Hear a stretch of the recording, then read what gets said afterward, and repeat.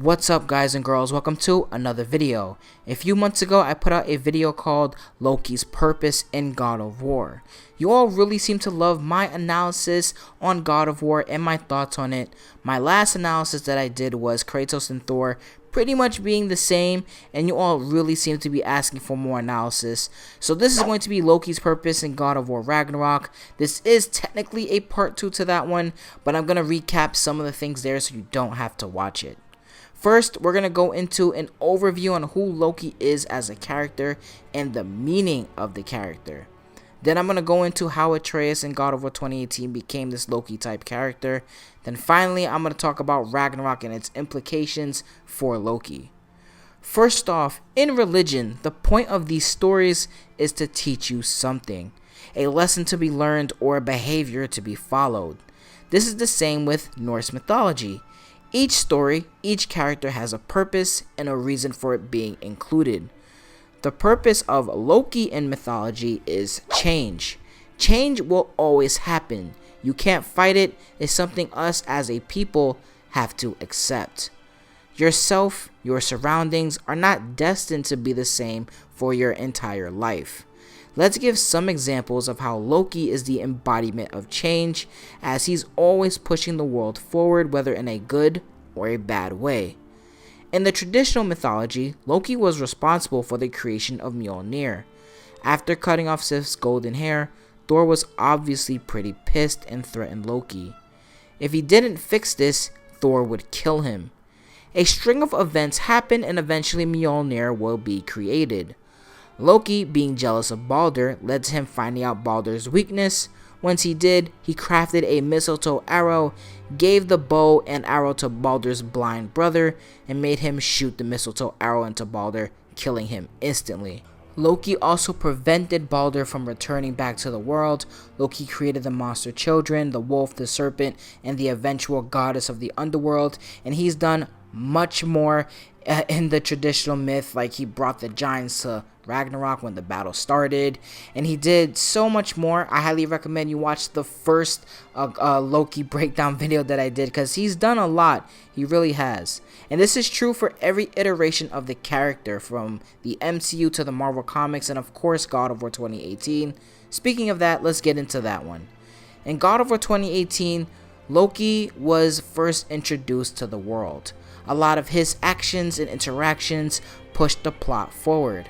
For example, he somewhat caused the death of Balder. Throughout the journey, he's learned how to be strong, and all of those lessons gave him the courage to stand in front of his father, who was tied down, bravely taking a direct hit from Balder, which caused the mistletoe arrowhead to break Balder's curse, making him vulnerable.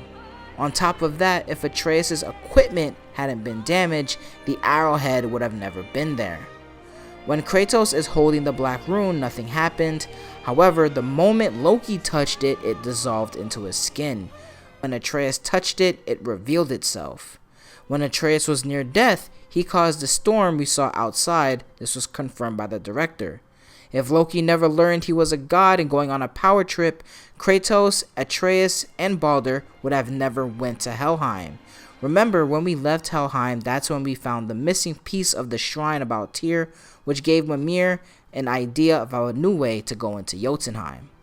And I love how both Kratos and Mimir, several times when they were in Jotunheim, saying they're only there because of Atreus.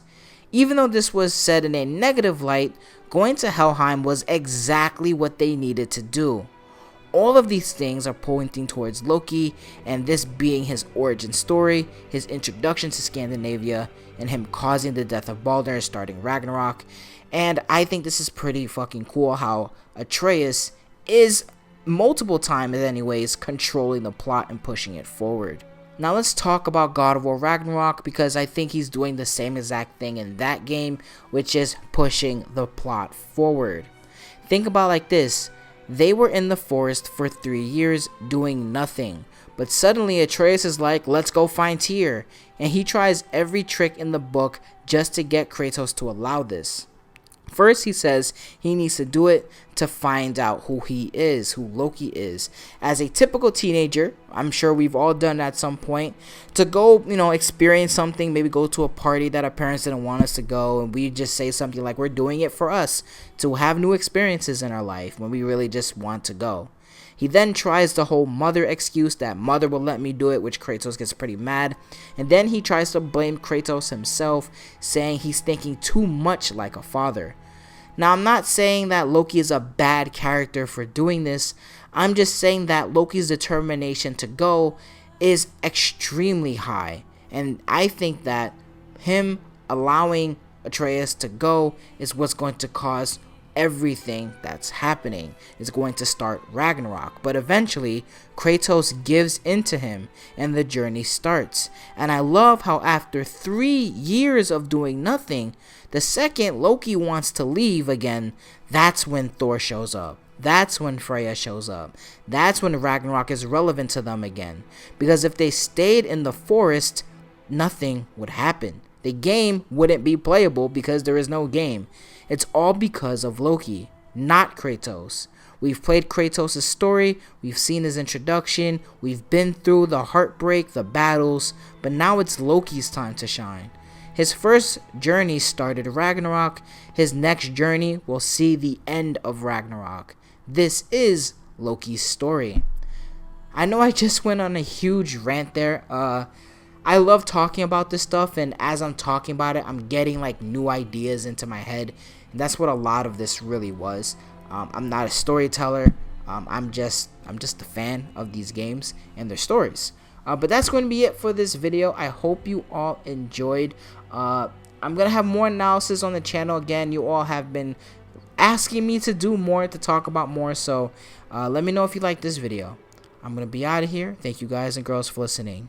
Deuces.